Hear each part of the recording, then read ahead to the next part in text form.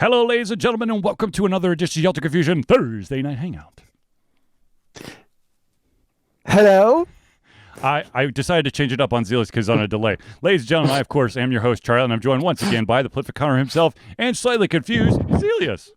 Yes, the whole delay thing is like, he's still going to talk because there's about an 8-second delay between what I hear and what I see on the face. So I'm like, okay,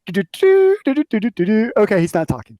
Yes. All right, so how goes it on this beautiful rainy, because I really do love when it rains. I open up my patio door and I hear the whoosh of rain and it's glorious. I'm going to be totally honest with you. I missed the vast majority of the rain today. I did not know that it was actually raining because when I'm in my basement, yes, technically I do have a window that I could look out of, but I did not. Yeah. Last I recall, you had blinds over it.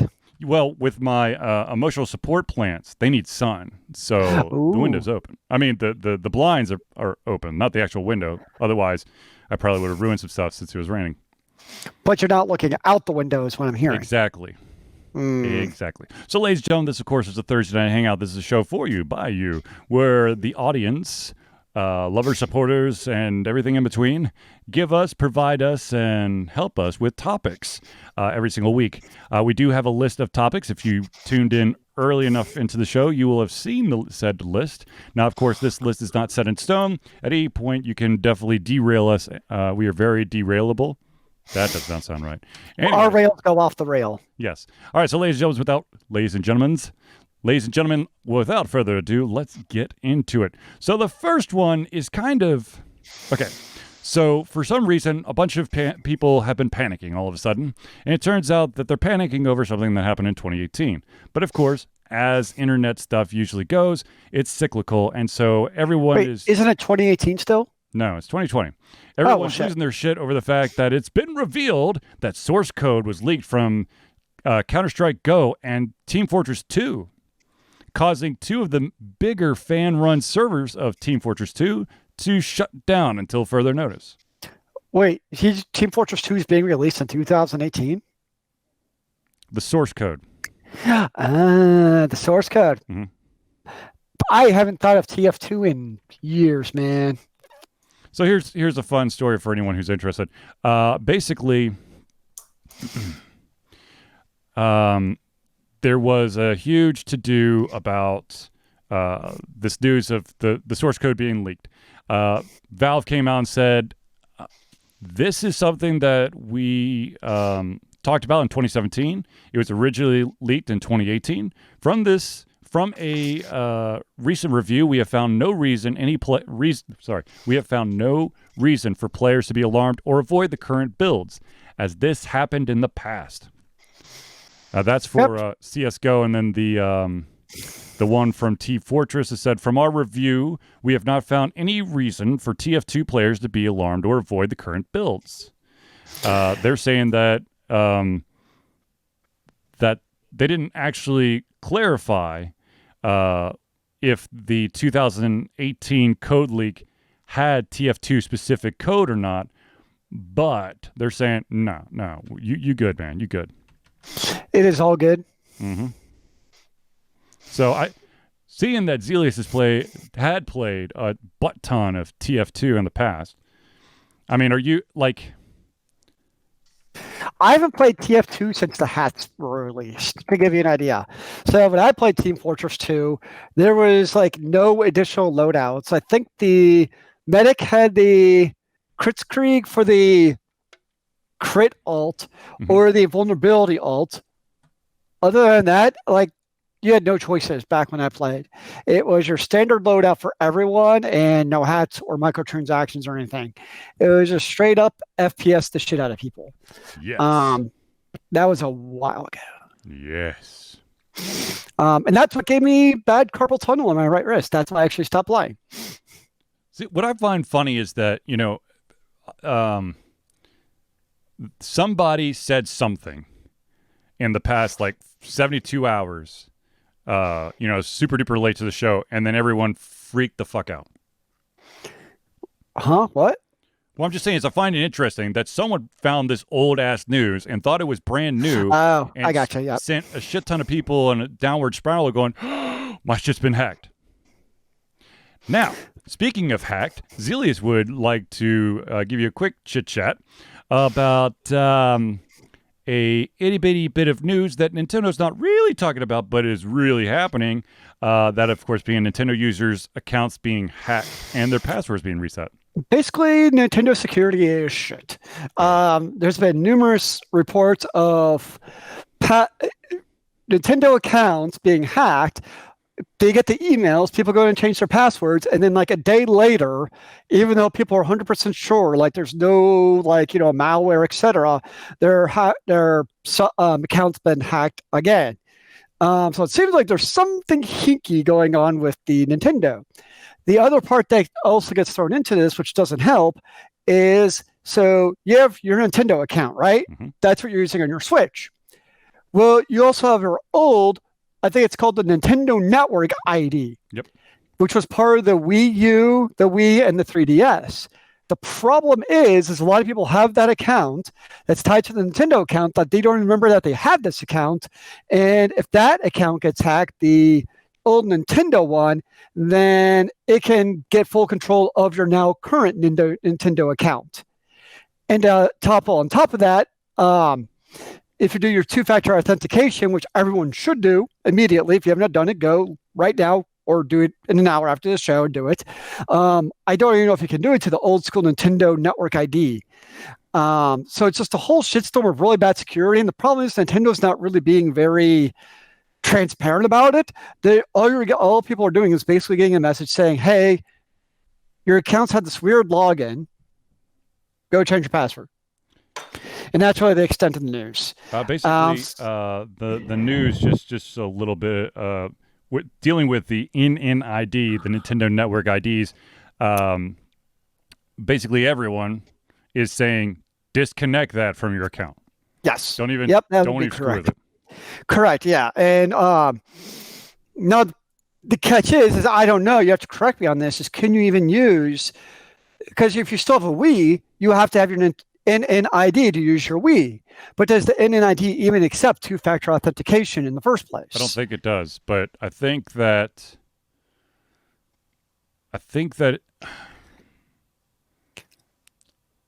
I would assume that the games you already have downloaded on the thing, even if you disconnected your NNID, you would be fine. But I don't think you could buy additional ones now, which I don't know if the Wii store is actually still open. I think it closed.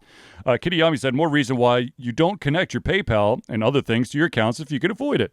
Yeah. Zealeus, you're muted. Is that better? Yep. I actually went in last night and disconnected my credit card from my Nintendo just to be on the super safe side. What's up, Nimrak? And hey, Nim. And from here on, I'll probably just be purchasing Nintendo gift cards, basically, and using only those to purchase my Nintendo goodies. I know that's the approach I took with my PlayStation 3 near the end of my PlayStation 3 run, is that I removed all of my information and I just bought those digital gift cards and just threw the thing in there. Well, the irony is it seems like Sony has kind of got their shit together with the whole online system going. But Nintendo is still kind of left in the last century when it comes to online systems. And if you don't mind if I segue into the other part where they're failing is backups. Mm-hmm. So basically, Nintendo and Sony, you can do cloud backups for free. You don't need the online cloud subscription, etc., to do it. It's like if your game supports it, congratulations. Pretty much all the games support cloud backup because, let's be honest, hardware can fail. Shit happens.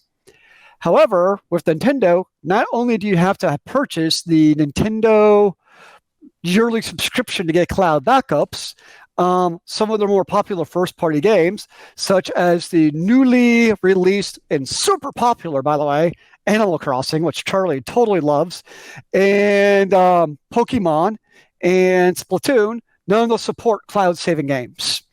So there's been reports, of recently people have already put hundreds of hours into Animal Crossing, and the save gets corrupted, and because there's no version history or cloud backups, you are SOL no matter what, and you're screwed. Hooray! And that's just really kind of terrible customer service to not have any kind of system to be able to recover your saves, or to, in the 2020 to be able to allow even free cloud backups is kind of insane to me. I'd like to point out that almost across any type of like telecommunication or electronic company, there's this thing called DR. It's called disaster recovery. And to see that Nintendo's like, well, and the other thing too is, so in a lot of games, you can also save your Nintendo games. So, okay, you don't do Nintendo backup. In lieu of that, most games allow you to also save your saves to an SD card as basically a backup mechanism. Yep. Okay, that's not unreasonable. However, in this case, Animal Crossing, to be specific, is not allowing SD card saves because of the worry of people basically having hacked saves. So in spite of the few hackers, they're basically screwing over everyone who's a legitimate purchaser and saying no SD backups for you. Okay, so for those out there who don't know what you could do if you had access to your save file for Animal Crossing, is you could set the clock forward, which would allow you to like accumulate stuff. As far as I know, that's my understanding. Apparently people figure out how to do that without needing the SD card. They have. Yeah, so that didn't really solve anything. Yeah. So, I mean, at the end, the thing is when you come to like things like, hacking the saves and etc., all those things, like entrepreneurial people are going to figure out a way to do it anyways. When you just go something like that, has you don't need SD card access for that. It's a system setting to get around that. Oh, that's right. You just have to you change the system clock. Yeah. That's right. Because ironically, that was that exact thing. The system clock came up in the story we talked about last week, which was, of course, Animal Crossing is now becoming a hot date location. And this girl, they interviewed a girl who went on a Tinder date over Animal Crossing, and she said that immediately once the date started, she knew the guy was hacking. Was dicking around with the system clock because it was a day and a half ahead of what it was supposed to be on his island. Yeah. So, yeah, Nintendo, I mean, I'm using my Switch all the time. It's great, but it still just comes with certain things. It's just kind of questionable at the time. And NREC has already gone on a Animal Crossing date. Very nice. Ooh, there you go. Hey, man, whatever helps, go for it. As long as you don't hurt anybody. Well, especially during these interesting times. Hey. So, Ninrak, maybe you could explain to Charlie. Charlie, he doesn't quite understand the allure of Animal Crossing. You don't understand it either. And then in real dating. I know. So where I was going with maybe Ninrak can explain to Charlie and myself, for that matter, what the appeal of Animal Crossing it is and why over 5 million purchasers of the digital content have already got Gaga over the game. Like, I'm talking, like, you want to talk about Gaga. I mean, the amount of time these individuals have spent. Like, it's MMO level. But I don't understand what you're actually doing in the game. Casual escapism is how he would quickly summarize it. And that I can understand, but I just don't want to escape into a world where I'm controlling the aspects of someone's life in a different, I don't know. God dang it. Now it's complicated because the way I put it basically covers every single RPG. But I don't know. I don't know. It as we've commented before, it feels like The Sims, but with like a cuter, cartoonier exterior. That sounds like a win-win to me. Sure. Cutier than The Sims. What more could you ask for in life? Yeah, that's why I went with Quick Summary, because it would be a huge discussion in itself. That's what I figured. It's like, well, it's whatever you want to get out of it. It's kind of like EVE Online. The MMO you play while playing another MMO. How many MMOs are we going to watch? Well, you play EVE Online while you're playing Final Fantasy XI, And then while you're waiting for that fucking boat to appear, you play some World of Warcraft. Are you going to play the what is the Bejeweled that they have inside of World of Warcraft on top of that, so you can play a game within a game within a game? You can play there it is, all the games. Waiting for Quest. So yeah, I think you're onto something. Dear God. Multitask, the multitask, the multitask, the multitask. What are we multitasking again? I have no idea. Life. Isn't that happening by the default of our mere existence? Some would argue no. Oh. But anyways, ladies and gentlemen, let's move on to the next topic, because I'm sure that we could, multitasking all of the things. Indeed. All right, so here's the next one, and this one is for anybody out there who is a Dungeons and Dragons enthusiast, especially when it comes to the book series. There is a cheap as hell deal going on through Humble Bundle. This, if I open up the right window, this sale contains, let's see here. If you say... It contains everything. No. Basically, if you pay $1 more, you unlock basically let's see here, book 1, 2, 3 of, what the hell is that guy's name? The Forgotten Realms guide. Drizzt. Yeah. Him. And then you get, War of the Spider Queen 1, 2, and then Lady Penitent number 1. And then if you get more, okay, I'm going to send you the link. How about that? Because it's going to be easier for you to actually look, ladies and gentlemen, than for me to try to stumble through pronouncing half these damn words. So just, God damn it, Zealeus. Did you beat me to it? That's my job, yo. I'm just trying to help. No, that's not it. What? That's not it. Dungeons Master Dragon books? No, what? No, it's this one. Hey, is it that one? Damn it. We're just going to keep throwing links at you until you can't take no more. They actually go to the same thing. Oh, well. Stupid. Let's see. Oh, yep. I have. Let's see. Which one of these do I have? We're just going to keep throwing links at you until you can't take no more. I actually unmuted something that I wasn't supposed to unmute. Throw all links. Donation linked for Alter Confusion. Shaw. Actually, speaking of that, Zealeus. Hold on. He needs to actually get a Let's see here. I have. Yo. Hold on for 1 second. Okay. I just wanted to, since we're throwing up a bunch of freaking links everywhere, I do want to mention everyone that we are on Patreon. Patreon, of course, is a wonderful way that you can help us continue to do what we do best. I have been redoing a little bit of the Patreon stuff. So there's a dollar level, which has always been there, but I've added the $5 level. The $5 level will get you a thank you and voice chat, I think, on Discord. But I'll just drop the link in there so you can take a gander. I'm in the process of updating it, so But yes, we will be throwing Link from Zelda, the grown-up one, not the little Link, the one who's actually grown up, because that would be child abuse, and I don't want people to come after us for abusing baby Link. That would end badly for all of us. Which grown-up one? Oh, for fuck's sakes. Does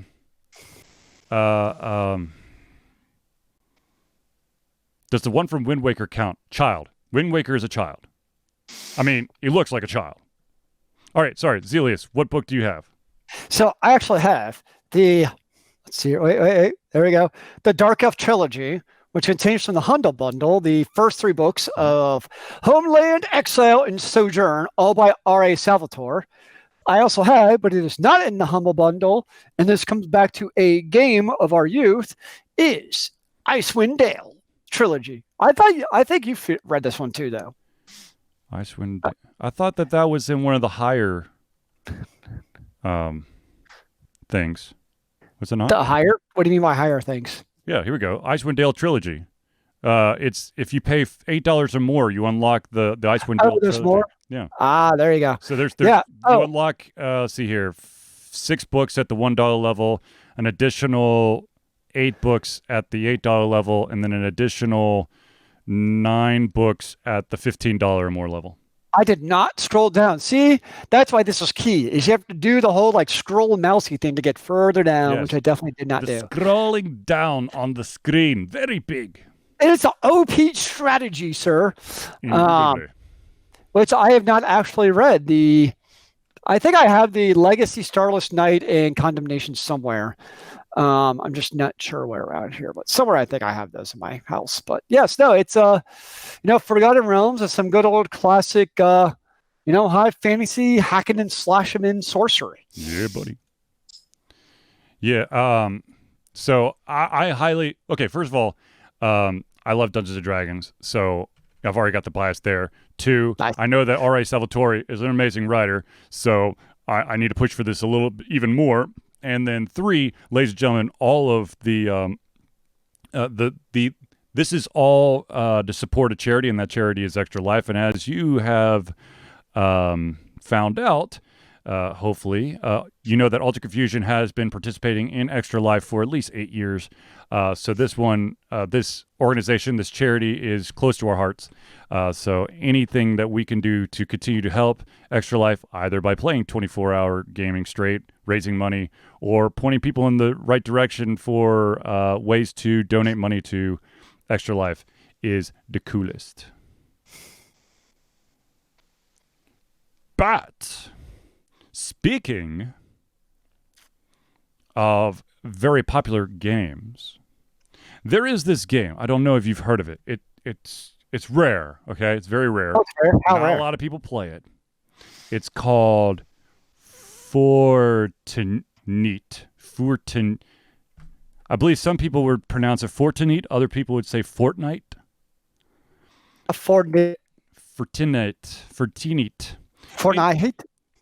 Anyways, the story behind Fortnite, I'm just going to keep adding syllables in there, is that Google has won its I don't know if it was a lawsuit per se.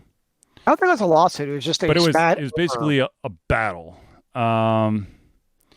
So it turns out that when Epic Games, they've been putting on all these different, mobile gaming markets, they refused to put the Android version on the Google Play Store. And because of the 30% Epic cut. Yeah, because there's the 30% store tax as part to basically no. Yep. But basically, they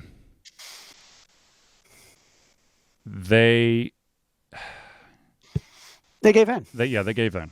They're like, we're. Well, part of it too. So part of the issue was with the original. So in order to get the Epic Game Store, you had to do what's called side loading. Yep. So basically, I don't know most people in the audience, but I know both Charlie and I had the iOS, right? Mm-hmm. And basically, without hacking your phone or jailbreaking it, you can only get it from the App Store. Yep. Yeah. In the past, the Android's they've always had the Google Play Store, but it's been fairly straightforward, not that hard to sideload apps from your Android. Yep. In this case, the APKs. The APKs, yeah. Now, over the last couple of years, though, and this is part of the reasons that they've gone this direction, is Google's made it increasingly more belligerent and difficult to basically sideload applications. Basically saying, like, if you do this, your computer is going to be hacked, and it's probably going to blow up, and bad things are going to happen. And so I think they finally just gave in as Google's kind of continued to put the hammer down on side loading and make it easy to side load. I think they had enough resistance with people being like, yeah, I'm not loading that. That's just kind of what I read into it, at least, was it just wasn't worth the hassle of trying to get people to side load it, even though, and then they got to forego that 30%. And that's basically what Amazon tried doing. Amazon tried doing their own special store outside the Google Play Store to bypass that 30%. And that didn't really go anywhere either. Well, no, I mean, well, shit, for the longest time, remember, all of Amazon's streaming stuff is based off of Android. Mm-hmm. And you knew that Amazon and Google were having a pissing match. Oh, yeah. And so basically, if you wanted to do Amazon Prime, you had to have the Fire Stick. You couldn't do a Google Chrome cast. Now you can, of course. But, it's one of those battles that... Okay, correct me if I'm wrong, but isn't Fortnite at its bare bones free to play? I think so. So, I mean... Microtransactions, man. Right, but that would be in-game. That wouldn't go through the Google Store, would it? I also don't know how that... Well, I thought no, because with the App Store, it goes back through there because it checks your... Yeah, so I'd imagine it's the same thing with the Apple Play Store. Maybe where it goes that's back to that. Yeah. The normal free for all thing is free play. I don't know how the transactions. It probably, you probably reroute the transactions through Google Pay or whatever it's called. Yeah. So that'd be my guess. That's like 30% of nothing is nothing. But now I think about, the in-apps and the way that Apple does it, where you got to funnel back through Apple to then, because I know that there was some it's always using it's always using like your iTunes, Apple, money, whatever you want to put. Yeah. So, it was a matter of time. I don't know. It's I've never played Fortnite. I still don't plan on it. I played 3 matches and I got 23rd place in one because I ended up on a plateau in the middle of fucking nowhere. And I built myself a house, and I had no idea what else to do. And so everyone basically started dying until someone was like, what the fuck is that? And they went up to see what I had built and then shot me in the back. Oh, well, that's not very nice to shoot you in the back. That was the best I've ever done. You've both ranked higher and lower than me simultaneously. Congratulations. Speaking of rankings, so ladies and gentlemen, I'm sure that you've heard of this game. I don't know, maybe. Called Valorant. Of course, it's currently in closed beta. It's by Riot Games, the creators behind games such as League of Legends and Legends of Runeterra. Funny story. I was supposed to stream my gameplay of Valorant, and I thought I was doing so Sunday night, but it turned out that for some reason... my house experienced a brownout, and it didn't affect my internet. However, my connection to try to stream went. So the entire time I think I'm streaming, I'm not streaming. Nice. But it's a good thing because I suck bad. Now, how is the game community? That's the real question. Okay, so. Everyone's like, "Oh man, you gotta compare it to Overwatch." I never played Overwatch, so I can't do that. Okay, well you gotta compare it to Paladins. It's 2 different games. I mean, But you played a lot of Paladins. I have played a lot of Paladins, but it's 2 different games. I mean, it's really you have a so many people are getting drops for Valorant from watching. Yes, they are. I was in like the second wave of closed beta invites. And now, of course, I've gotten scared because I got my ass whooped a couple times. But welcome to PvP. Yeah, exactly. But basically, I mean, it feels like I don't know. It's got like a Counter-Strike feel to it, where you're not going to be able to do like super crazy, jumps in the air and stuff. But you've got a set of characters, and each character has like a specific kind of like ultimate skill. And then some specific skills to that person.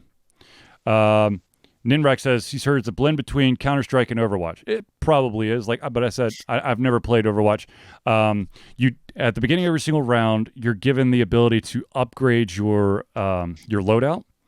Your loadout sticks around after every single round that you survive through, except for when they switch. I don't think that actually your loadout survives that. So if you die, you lose your loadout? Yes. So it's like it even more sounds like more of a snowball effect. Well, okay, so what happens Sounds is, like if you die, like the person who killed you is even better off than you were before. well, it depends. I mean, it's not like you have a huge list of different weapons. I mean, it's basically a standard thing. People are probably just going to keep the same weapon they've got, unless, of course, they just start. They lost the last round. They see someone walking around with like a heavy machine gun, like that's mine now. But you gain currency through like how long you last in the level and what you've done in the level, that kind of stuff, and that currency. So if you buy, you can get more currency. Yeah. So the biggest reason for me to constantly worry is if I actually somehow survive the round, then I'm sure as hell going to put money back into my shield because it doesn't refill. It leaves it where it was before. Ooh, interesting. And I know that I am a bullet magnet. But, okay, so the thing is, there's a very good chance that it's a one-hit kill. Someone shoots you in the face. No matter how much armor you have, they shoot you in the face, you dead. Get more armor. It'd be like wearing a Kevlar vest. It doesn't matter how awesome that Kevlar vest is. If someone shoots you in the face, you dead. Wait, you don't wear Kevlar over your head? No. I thought that was the norm. No. Anyway, so I mean, it's an interesting game. Definitely. Okay, so there's a couple things against it for me. One, I can't tell you how long it's been since I've played a first-person shooter with mouse and keyboard. Oh, you mean the true native way to play? Yes.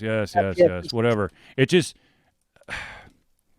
like I could go back in that tutorial and mess around with the freaking settings for like sensitivity and inverting and uninverting and verting, if that's even a thing.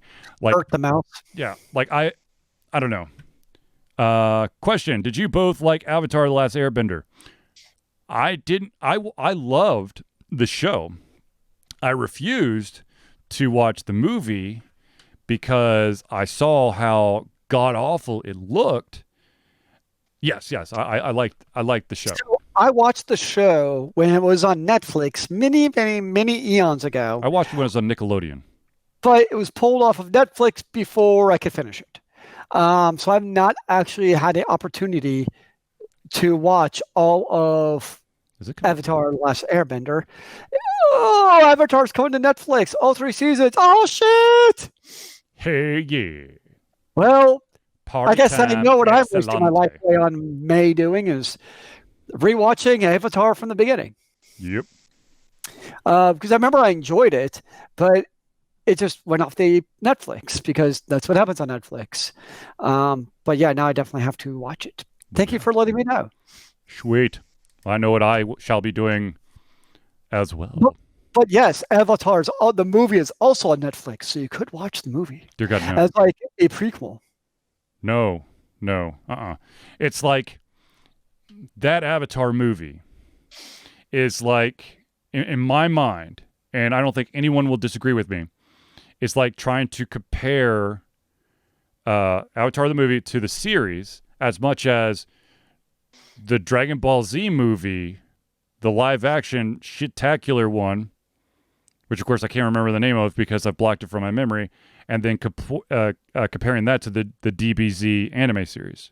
You don't never even knew there was a live action. I'm sorry. I'm sorry that I made you aware of it. I apologize. For even killing me? Yes, we do not remember the DBZ movie. That's all it really is. I just obviously erased it from my memory. Just to be on the safe.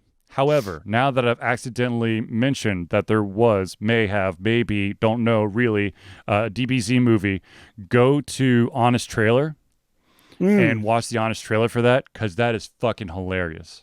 Well, to be fair, Honest Trailer is pretty awesome, especially when they have the classic voice guy doing stuff. I actually watched the Honest Trailer for Tiger King, and that was hilarious. It was funny as hell as well.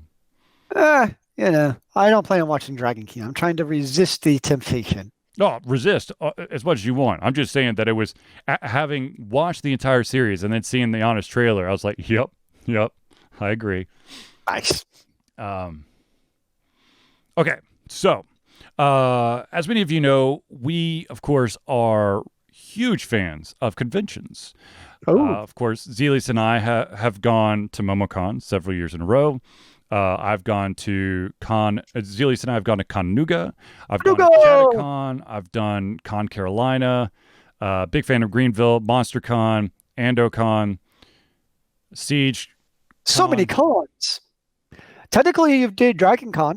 DragonCon. Did you? Because you were there as a fan table in here, weren't you? Twice. Twice? I was told 3 days prior to the frickin' convention. Twice. Nice. Anyways, speaking of DragonCon, thank you for the segue, Zealeus.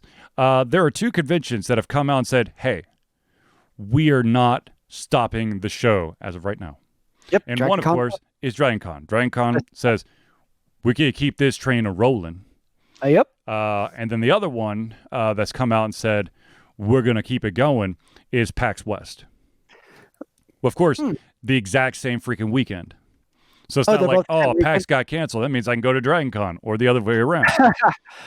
Well, the other thing to watch out, I would say probably 2 things about that. One is DragonCon is still 130 days away. At this point. So is PAX. Remember, it's the exact same time. Thank you. So, yeah, it makes sense for them to still play it out a bit and see how it goes. The other part, too, is in Atlanta that same weekend, you always have the Chick-fil-A Bowl. Well, not Chick-fil-A Bowl, but the kickoff. And then I think it's like the Gay Pride Parade or something along those lines. There's always some kind of parade. So I think you have both of those events. It's called the DragonCon Parade, damn it. Fair point. So I think you have both of those going on at the same time. Yep. Yeah, I think DragonCon might also be waiting to see what they do. So I think if you see like Chick-fil-A, let's just say a month from now, they cancel the Chick-fil-A kickoff game, then that might kick DragonCon to be like, okay, now we're kicking. So I think it might be a little bit that. I think the other big part of it too, though, honestly, speaking of money, as Nimrod put it, it's not just the money that they bring in, it's also the money with the Sheraton and the Marriott and all of them, and that, because it fully affects 5 hotels. So I think there's also a little bit of how does canceling it affect whatever is going on with the 5 hotels that takes place at DragonCon. If you look at last year, the Sheraton had a huge Legionnaires breakout like 3 weeks before. The hell were those priests doing there? I asked myself the same thing, man.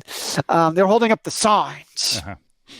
So yeah, Legionnaires, 3 weeks, which is extremely contagious and not fun disease. There was no problem and went on. So at this point, I think, DragonCon, yes, they came out and said, we're going on, damn it. I'm going to guess it's a wait and see game to see what did the other places want to do. Of course. And even if it happens, I think we would all expect an extremely reduced attendance to DragonCon, which in a way might be kind of interesting because one of the conundrums of DragonCon is it's become so packed where it's like almost even getting around in and out of the hotels, getting through Artist Alley. It's almost uncomfortably crushing of people. Whereas, if you have a lot of people drop out, understandably so, because of COVID-19, is it going to maybe free up some of those alleys? But at the same time, what's going to happen to the celebs? And, the artists and the dealers. Well, the celebs, it doesn't really affect, right? I mean, I know celebs make money off of DragonCon. No, but with them not being there, people aren't going to come.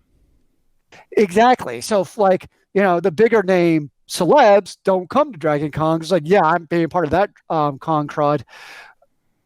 Then what? Because that's one of the big draws for DragonCon is the kind of TV movie collaboration between the panels, and you got the famous Artist Alley, not Artist Alley, but the famous people one.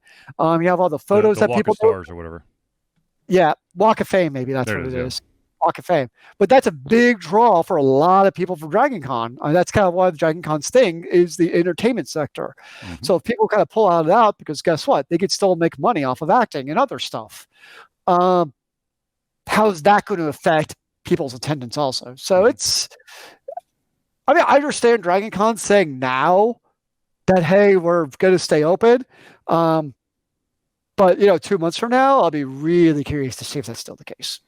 Yeah, of course, it's definitely something to keep an eye on. I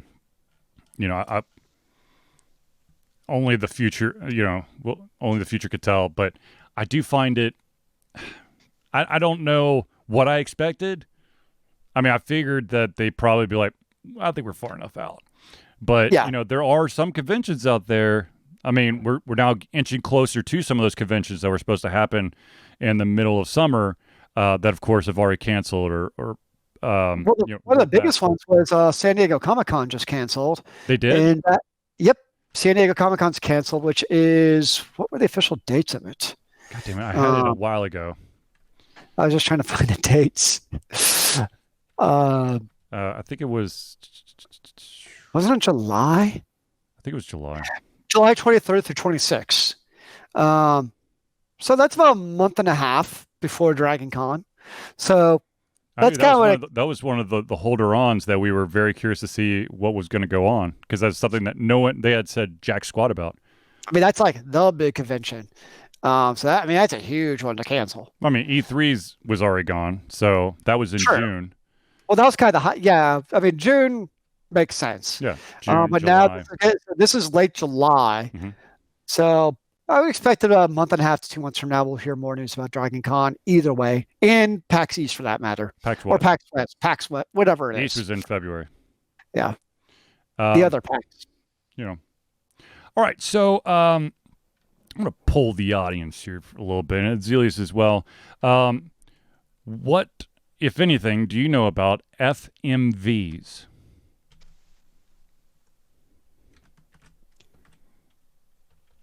Full Monty vehicle? No. Isn't it like a movie? It's like some kind of movie in a certain format, right? Full motion video. Thank you. Yeah, pretty much nothing, honestly. A video game narration technique that relies upon pre-recorded video files to display action in the game. So, yes, Kitayami, FMV. So there was a really well received game called Her Story, which apparently was just like phenomenal. And now there's a new game coming out called Telling Lies, which is coming out for the PlayStation 4, Xbox One, and Switch on April 28th. So that's 5 days away. In the game, players man a computer console to search through hours of secretly filmed webcam footage located on a stolen NSA computer. The aim is to piece together stories of the four main characters to find out what happened during a shocking incident that links them all. So, I've always been a little bit hesitant about FMV, simply because I would really hate to play one and just be completely, the story might be phenomenal, but the acting sucks balls. The thing is, there are games out there where the voice actor may not be the best of the best, but the animators of the graphical artists and stuff, they're able to make it look amazing. So yeah, the voice, not so much, but there are people out here that just want to read subtitles or whatever, but when it's a live character, it's like pre-recorded live character, and they suck left nuts. I don't know. Like I'd like to, there's a couple of FMVs out there that I'd really like to get into. Her Story is definitely one of them, but I'm always I'm at the last second. I'm always hesitant about it, simply because I'm afraid that, it's going to be like some piss poor acting that I will pick apart, and that's all I'll remember about the game is the piss poor acting. So is there a good FMV that you're like, yeah, this is a good one to check out? Her Story. And now apparently Telling Lies. Okay. There was another game, I can't remember what it was off the top of my head. Actually, I think there was like some kind of movie producer game, like, God, back in the 90s, where they had a bunch of like pre-recorded scenes with actors and actresses in it. Basically, you're trying to create a blockbuster movie, and you get to edit it and then like choose different camera angles and all that stuff. It was really freaking cool. But I think that's basically the gist of it. But speaking of that, I did. Speaking of bad voice acting, sometimes even the programmers and artists can't save it. Yeah. There's a game out there called Caligo that I played. I think Kitayami was in the crowd. Caligo description is Caligo is the darkness between descents into one way or another, and to each of us it's something different. For some it's a short but exciting adventure. Some will see it as a place to relax, yet others will be reminded of their worst nightmare, while for a few it might come as a revelation. Creepy. So it feels like you have a lot of choices. You don't.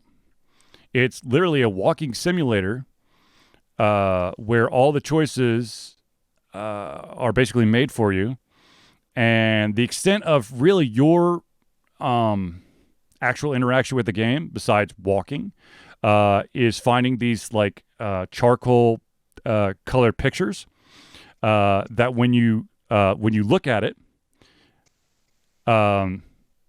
you can the icon comes up and it goes pick. What's up, Gunny Chief? So the real question is, this sounds just like Dragon Slayer, apparently. No. Dragon Slayer FMV. Speaking of which, I know this COVID-19 thing's still going on, but I still really, really hope that the Dragon Slayer TV show that Ryan Reynolds been a part of gets off the ground soon, quickly, so that I can watch it. Was it a TV show or a movie? TV show. Oh. I think it was a series, wasn't it? I don't know. I'm pretty sure. Let me check which Discord channel I put it in. How about that? But So then many again, I probably screwed the pooch on that and put it in the wrong place, but whatever. Speaking of Discord, I think it is a movie. It's coming to Netflix as a live-action movie. There you go. Starring Ryan Reynolds. Yep. Doesn't say when. Which, of course, it's going to be awesome. Ryan Reynolds likes his Netflix movies. He used it in another one. 6. Yeah, that was an entertaining movie. I enjoyed it. I mean, it was a movie. It wasn't great. It wasn't terrible. It was if you like explosions and kabooms. Yeah, it was. Who's the director? It was either Buckheimer or Bay or one of those, where he went full on stereotype. Kaboomy. It was bigger kabloomies all the time. Kaboomies! Like every single thing about what he does and made it bigger, and it worked though. Like you don't go into a movie like that expecting like high cinema, but between Ryan Reynolds and his supporting cast, it worked fine. It was an entertaining movie. I enjoyed it. Actually, the other movie that I can't wait to see for with Ryan Reynolds is Free Guy. A bank teller discovers that he's actually an NPC inside a brutal open world video game.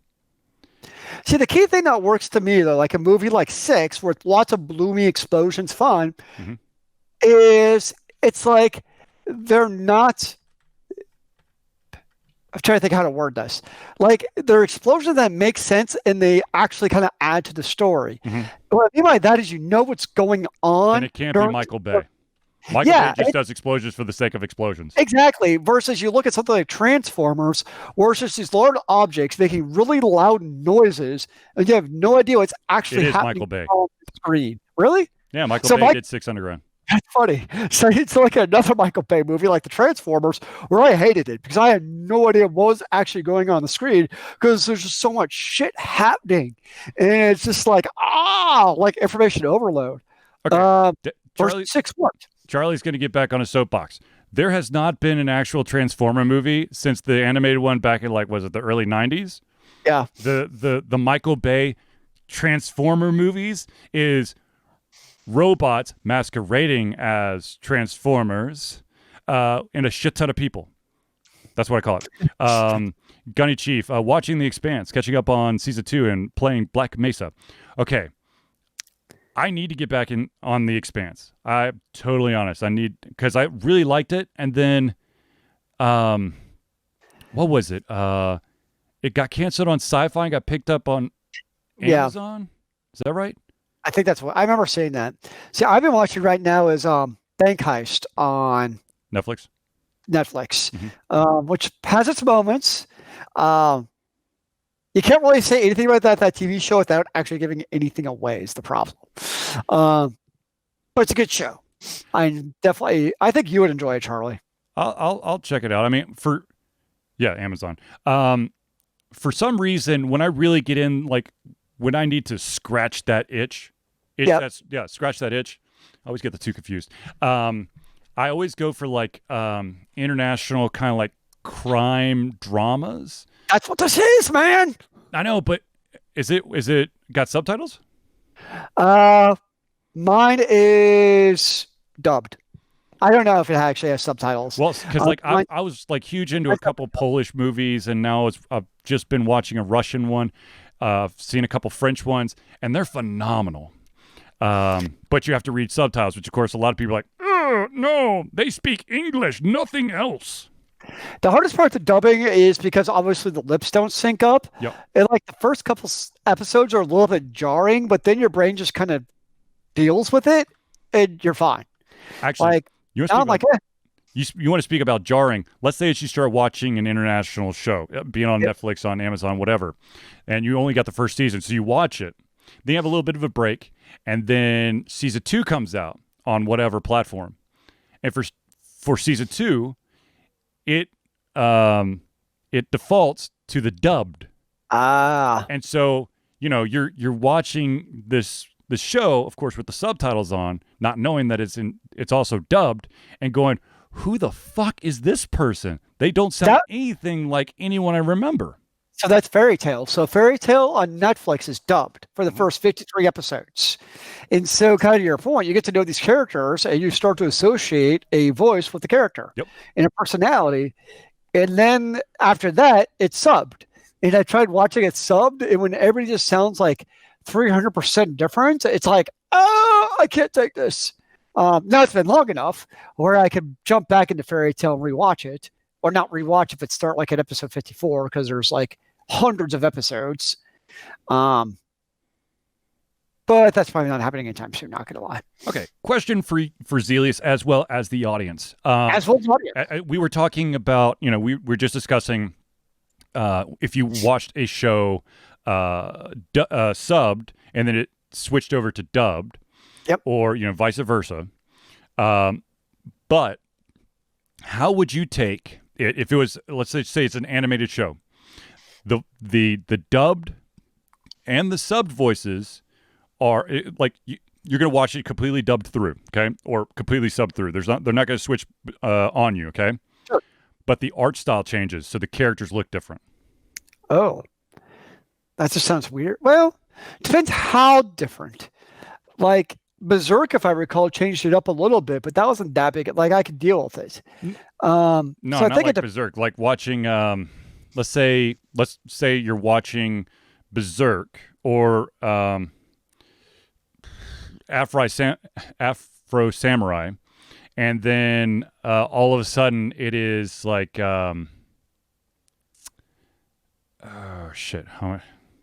No, I'm not talking about Sailor Moon Classic versus Sailor Moon Crystal, because that's a series on top of the series. I'm talking about during a 26 episode run, the art style changes to just like more of a season, like a wispy, like light on the details drawing style. All of a sudden, it was beyond jarring. I was like, that just sounds jarring.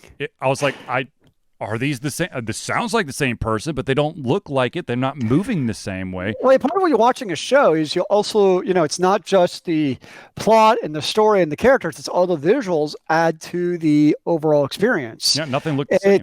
You use all of your senses when you're interpreting a story. So if one of your 5 senses that you're used to interpret a story is completely changed, especially mid-season. Like, it's one thing like in between seasons or like a different kind of, like animes do that a lot, let's be honest, in between seasons. Like, look at Fate, or in between every season, it's like entirely different storyline. So to me, that's fine. But like mid-season, it's just like that's just a little bit much, probably. Ninrak, Gintama does that intentionally several times, but they are intentionally doing and commenting on it. Right. This one, I don't know if it was intentional. From my understanding, it's been a long-ass time since I've watched this anime. I'd actually have to look it up in my huge-ass like archive of anime DVDs. But I vaguely remember, I think the artists went on strike about 2/3 of the way through. And so they basically got like the, what do you call it? The scabs. The scab artist, yeah.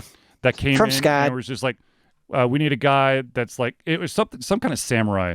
Like, not like, sci-fi samurai, but like more traditional, like, samurai feudalism, Japan and that kind of stuff. But it was just, yeah. Yeah, that's a little bit different now, because now you've completely changed how the story works with the artist. Like, it's one thing if it's intentional. I think but when was it's the not Hideokawa 96 strike. Yeah, that would probably annoy me just a little bit. Not going to lie. I mean, there's definitely some animes out there that, they change the art style or the look, art style, the look and the feel of it for a purpose. Mm-hmm. That's one thing.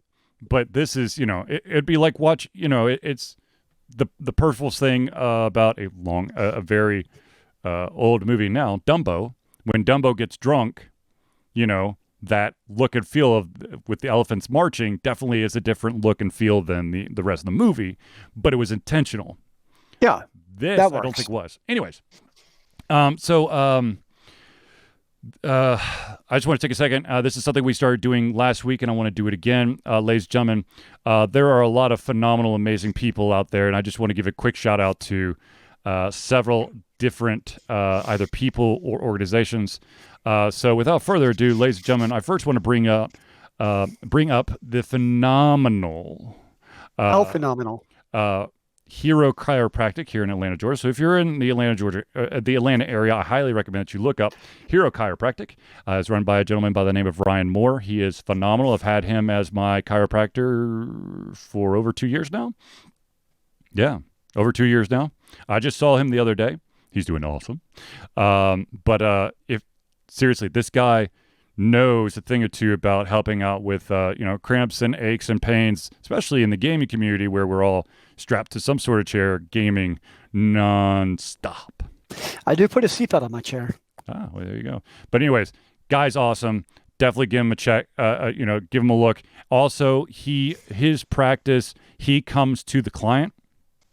So you're not going to an office. He'll come to you. Now, of course, that's a little bit of a upcharge, but the amount that he charges, well worth it. Well worth it.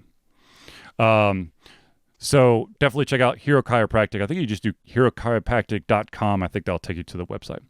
The second thing that we, of course, have to scream and yell and chant and shout about, of course, is the one, the only Craig Campbell and his amazing series, his company, NerdBurger Games. How do we chant? NerdBurger Games. Yep. NerdBurger Games. Yep. NerdBurger Games. Basically, yeah. So you didn't join me, though. NerdBurger Games is basically Craig Campbell has created 3 different lines now. You've got Merchant Acquisitions, a great game where by any means necessary you're trying to reach the top of the corporate ladder.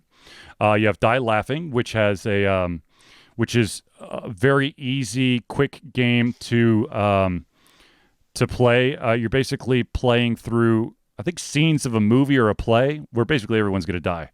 So you're going to die laughing, and you get to be goofy and silly. And then, of course, the last one, which has, I don't know if the last one, the last expansion is still on Kickstarter, but it's called Capers. Capers. And it is phenomenal. If you look at any of the Capers, if you look at any of the Caper games, you can see my name, and on most of them, you can also see my face. hidden in the manuals. So yeah. So apparently there's also, I never heard of this. They also sell, it's called Little Games, where in addition to full RPGs, Craig flexes his game muscles with a variety of smaller games. These games are often only a few pages long and cover the gamut of role-playing games, dice games, improv games, and so forth. That would not surprise me. So I didn't know that existed until right now. Oh, well, another shout out I want to make, and this is going to be a new one from last week. There is an amazing gentleman by the name of Ron. He has basically helped support and show love towards especially the independent developers here in around Georgia. He helps promote something called the Indie Cluster. If you were at MomoCon or at least this was it Southern Fried Gaming Expo, then you've probably saw the Indie Cluster section. That of course is to help love, show love and support towards your indie developers and all that jazz. And I just want to give him some love and support here. Atlanta's traveling indie game booth and online community. If you want in on it, just go to indiecluster.com. That's the Tumblr page, and then you can get to the Discord page and all that stuff. But what Ron has done is amazing, and especially coming from us, Altered Confusion, where we're trying to show some love for the independent creators, the developers.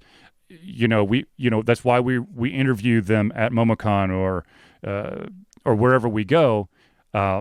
Ron is basically, he's taking it a step further. Not only is he trying to put a spotlight on these amazing people, but he's also trying to help drive down the costs of like booths so they can show off their stuff. Of course, you'll have to share space with a bunch of people, but that's better than nothing. Sounds like a win-win-win. Exactly. So I have to do a shout out to the Indie Cluster. Now, the last one, the shout out, of course, as it was last week, it will continue to be. Zealeus and I and many people in the Atlanta area love and support a certain venue, and that, of course, is Battle and Brew. That is a great place for all nerds to congregate, to play PC games, console games, take on nerd trivia, just have an awesomely cool game named drink or food. I like their mana. Yes, exactly. Well, actually, the mana potions are phenomenal, dangerously amazing. Because when we were there, it was the special, and it was like Black really Friday. cheap. That's what it was. Yeah, and they were by the way, they were on sale. When Black Friday comes around, I'm going right back to Battle and Brew. And I'm going to sit my ass there and wait on the hourly specials because they were delicious. Awesome. And Zealeus won a pair of socks, which he then regifted and gave it to me for, was it Christmas? It was your Christmas gift, man. Yep. But Battle and Brew, amazing place. Now, of course, with COVID-19 happening, all the restaurants are closed. However, Battle and Brew is doing a curbside menu, and I'm happy but sad at the same time because this past Monday, I'm like, oh my God, I could really go for a chicky parm, which is the chicken parmesan sandwich, which is phenomenal. And then my sides could be the Little Mac, which is mac and cheese, phenomenally delicious.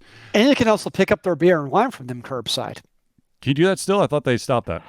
I don't know. I just know the website says beer and wine also now available for curbside pickup. But anyways, I've never tried. I don't know. So my issue or my sad bit of reality that smacked me upside the face is that the only day that they're closed is Mondays. So the one day I'm like, oh my God, I have to have Battle and Brew was the one day that I can't get Battle and Brew. And did you know that they have a League Youth Esports? Yes. All the more reason to help, love, and support those amazing people. There you go. Now, of course, ladies and gentlemen, I did make a little bit of a quick note this earlier in the show, but I do want to press upon you again that Altered Confusion has a Patreon page. There is currently, I think there's 2 levels. There is the $1 level and the $5 level. I just re-enabled the $5 level. I highly recommend you check it out because all that money, of course, goes to Altered Confusion and helps us pay basically the fees for hosting our podcast on Podbean and the wear and tear on our computers and systems. I did dip into my own bank account so I could actually get a the microphone arm because, dear God, I needed it desperately.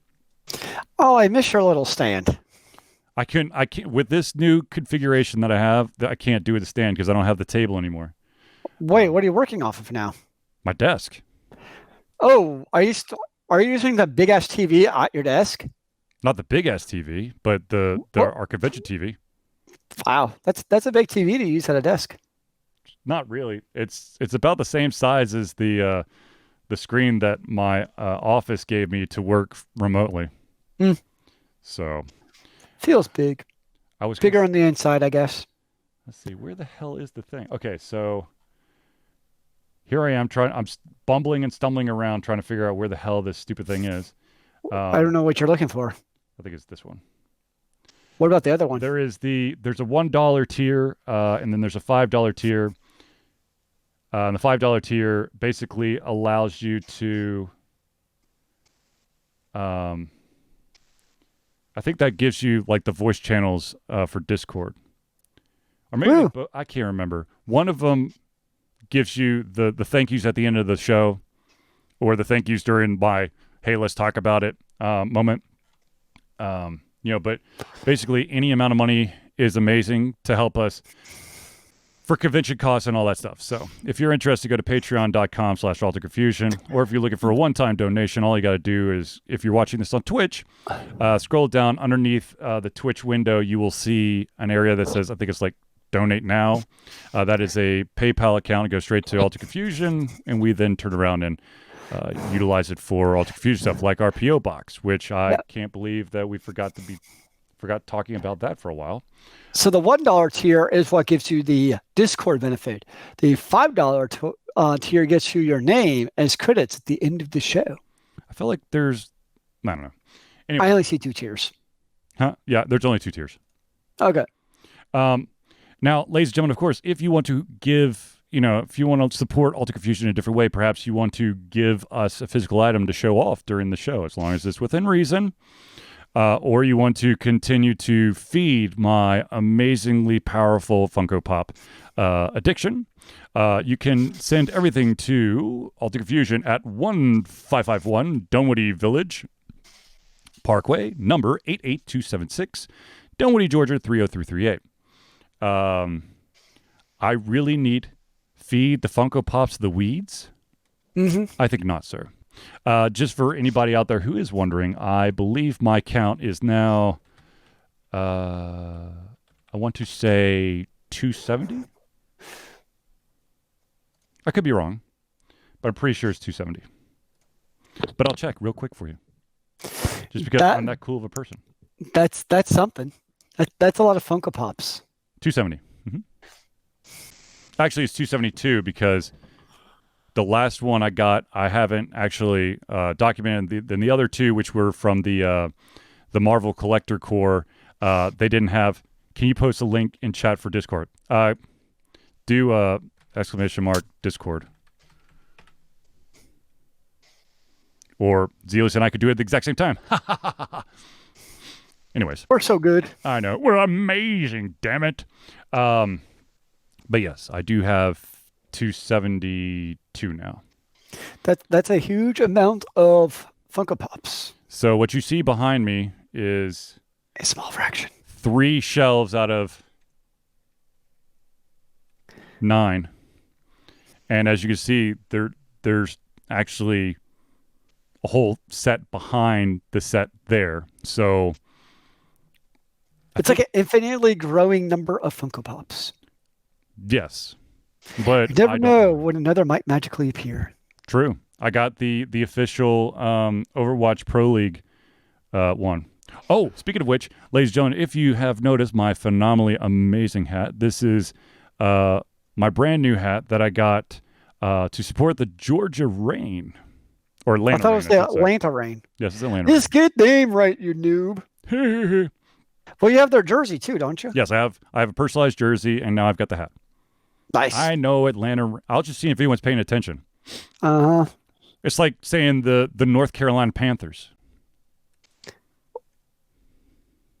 It's just the Carolina Panthers. Exactly. However, they're technically in the state of North Carolina. Which state? Are you sure it's not South Carolina? It just says Carolina. Send Charlotte. Believe me, I drove by the damn thing enough times. Anywho. So, ladies and gentlemen, I do want to remind you that every single Sunday and Tuesday, I should burping outside my window. What? There's a guy burping outside my window. That's strange. Okay, moving on, weirdo. Welcome to having neighbors. So, ladies and gentlemen, I do want to point out that every single Tuesday and Sunday, I should be streaming, unless I'm a dumbass and think I'm streaming, but I'm not, which was the case this past Sunday when I was playing Valorant. And let me just tell you, I was playing very poorly. Are you allowed to stream Valorant? Yeah. Okay. Yeah. I quadruple checked on that. They're like, nice. But on Tuesday, I decided to stream a game called the game that I was like, this sucks balls, Caligo. And then I switched over to, oh shit, what was the name of the other game? Dreamfall Chapters, which looks like I can actually seriously dive into this game and have some fun. It's like a remastering of an older series, but nice. Very excited. Well, I made the mistake this week of purchasing on sale Civ 6 for the Switch. I'm like, Civilization, 4X strategy, how's it going to work on the Switch? And holy crap, I have not been able to put down the damn Switch. Here's the funny thing. Any individual who's never truly understood a 4X game doesn't truly understand the just one more turn mentality. And how it's never just that one more turn. Well, because one more turn takes you only 30 seconds to a minute. So it's like, it's like 9:30. I could just take a couple more turns. I'll go to bed before 10 o'clock, no problem. And before you know it, it's like 11:30. You don't even realize it. And it's the other part too is with the Switch, it's the first game that I've played on the Switch where I prefer the handheld version to the TV version. Mm-hmm. Because, kind of like, playing for it, it's easy to point at cities and troops and other things like that. Yeah. That works well in this game because you have the touchscreen enabled. There's a couple little things that annoy me. So, for instance, sometimes you want to see what you want to see a grassland, like what is the yield of this grassland? How much food does it yield, right? Mm-hmm. And I also see if there's a farmland or a mine or something on it. Well, you can press and hold to see what the status of that grassland is. That's fine and great. Right. The only problem is contextual menus like that or little pop-ups when you press and hold your finger. Guess where the pop-up window appears? Right underneath your finger. Right under your finger. Mm-hmm. And as soon as you lift your finger up, guess what happens? Mm-hmm. It goes away. So I'll press it and I'll try to I try to see it. I can't see what's actually going. So that's my one frustration. And there's a couple little bugs, actual bugs I found with the game, mm-hmm. or it doesn't get your input correctly. But overall, it's a well done port for Civ 6. The one thing that I would suggest, so I've been playing it for a while, mm-hmm. and the one thing I did read for reviews is, I don't know if you remember from your days of bigger civilizations where, especially you got to end game, mm-hmm. sometimes your turns could take quite a while. Yeah. And people had commented that, all things considered, the Switch CPU is fairly underpowered mm-hmm. when you compare it to a computer. So they're either A, be ready to take minutes for turns, or B, basically pick a small map. Right. So normally in the PC, I'm the huge gargantuan map with 12 civilizations. But on the Switch, I went with a tiny map with only 4 civs. Mm-hmm. And that, my friend, is the smart move if you're going to play it on the Switch. I recommend it, but definitely, unless you want to be sitting there minutes for turns, mm-hmm. definitely don't pick mini civilizations and do it on a small map. It's the one caveat I'd give. Yeah, that just one more turn mentality. It's to some degree, for all those bibliophiles out there, are just one more page, then I'll go to sleep. Yeah. But it's worse. At least for some of us out there. I know that I've fallen prey to that. That, of course... Let's be honest, you can never have just one more turn. One more 10 is at least 10 more turns. And That's 10 just more reality. turns is usually about 20 more. But because then you start a war and you have to finish the war. But the problem is when you have that one more turn mentality and then you fuck something up. Yes. And then you're like, why didn't I just quit when I said I was going to? Now I wasted all this additional time and I'm going to have to start over. Yep. But I do want to make a funny comment. You know how Zealeus was like, if you put your finger on the screen, it's exactly where the pop-up is. And so your main instinct is to see if you can like see it from a different angle. I was doing that. I not exactly that, but I was playing a game, a first-person game, and like I couldn't get the view the right way. And so my dumbass actually looked up at my ceiling, going, if I duck under and I look, can I see it? I'm like, wait, no, that's not how this works. I do have one serious question about the Switch, though. Have you dropped your Nintendo Switch yet? Sort of. I was just curious because you don't have a case on yours, do you? Or do you? No, I do not. Yeah, I don't have a case either. And I was thinking about it. I've got the screen protector. Okay. Because, like, like most people with their phone, it's like a default to have, like, a case. And yet here I am with my more expensive Nintendo Switch and no case. No, I've just got the protective glass. I don't have. I mean, I've got a like a carrier, but I never put it in there because I don't usually carry it or take it out of the house. But there is a game I'm playing on the Switch. It's called Old Man's Journey. It is a tearjerker, but without like sound or dialogue. But just the way you get emotionally involved in this gosh darn game, and there's some interesting mechanics to it where you're controlling an older man trying to walk through this world, and in order for him to move, he'll sometimes have to move in the foreground, sometimes in the background. You have to move the elevations and the hills and the roads so that they line up and touch so that the individual could keep going. And that's sometimes a little bit tricky because you got to move him over to one because you can't move the ground that he's standing on, but you can move everything else, all the other ground levels. It is phenomenal, but like I'm getting really sad playing it because I'm like, because he does like once you get to a certain point, you get like a snapshot of his past, and you could see how things are slowly getting to where he is now. And you're just like, oh God, I don't know if I can take it.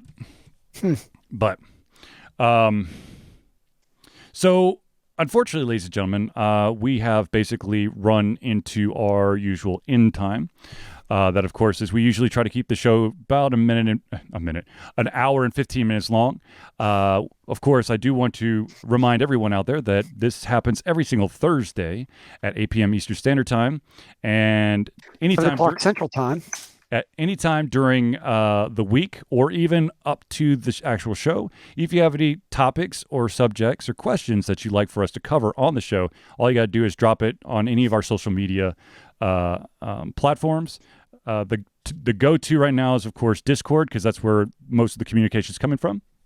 But by all means, you can hit us up on Facebook, YouTube, Twitter, and all that stuff in between. If you're looking for all that amazing information, all you have to do is just look at the credits. So many credits. So, ladies and gentlemen, without further ado, I'd like to thank everyone for tuning in to the Altered Confusion Thursday Night Hangout. For myself, Charlie, and Zealeus, it's been a pleasure giving you everything coming out of our heads, our mouths, and of course, our hearts. We'll be back next Thursday for another amazing Altered Confusion Thursday Night Hangout. Remember, kids, keep on gaming in the free world. Amen to that, brother.